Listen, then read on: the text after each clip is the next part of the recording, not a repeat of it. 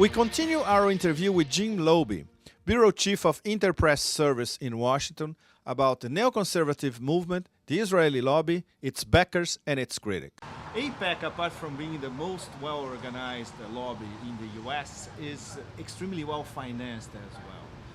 Where did their financial power come from? I know that one donor who has emerged in the past decade as a key donor is Sheldon Adelson, who owns the Las Vegas Sands in Las Vegas and has, in the last 10 years, opened casinos in Macau. And he's now the third wealthiest American, according to Fortune magazine, or Forbes or Fortune, I can't remember which. And I think his value is worth anywhere between like 12 and like $30 billion. So he has a lot of money to spend.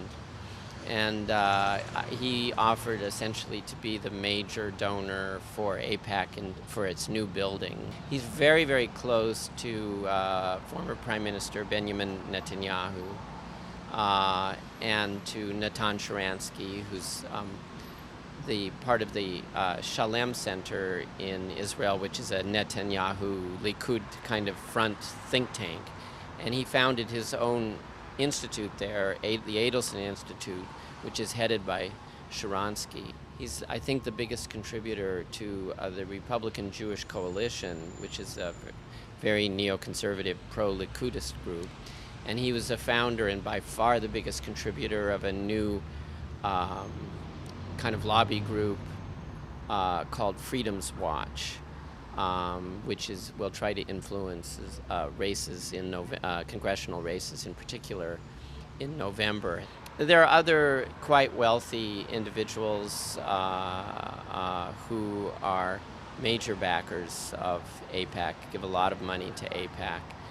I think the person who may be most helpful on this actually is Michael Massing.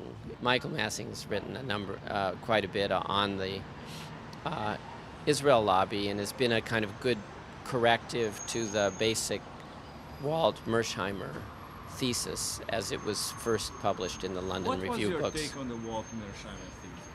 I think they're putting the issue of the influence of Israel lobby, and by that I mean the Conference of American Presidents, AIPAC, the really big organizations, putting their influence on U.S. foreign policy into the debate is absolutely critical, because particularly under this Bush administration, what we've seen is things go seriously, seriously bad in the Middle East, and I think a lot of that has been due to that influence, that neoconservative influence on U.S. foreign policy that these large American or influential American Jewish organizations have in one way or another endorsed and then pushed.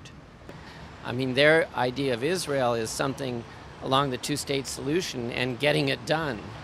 And they see Israel without such a solution, still holding on to Arab lands and so on, as a serious drag on U.S. foreign policy successes in the region, as a detriment. They took a realist position, but not one that I think in any way compromises or would compromise Israel's security, so long as it defines its borders somewhat more modestly than it does at the present time. That, in other words, I think they were saying that support for Israel should not be unconditional, that there should be clear conditions put on that support that then Israel can accept or reject.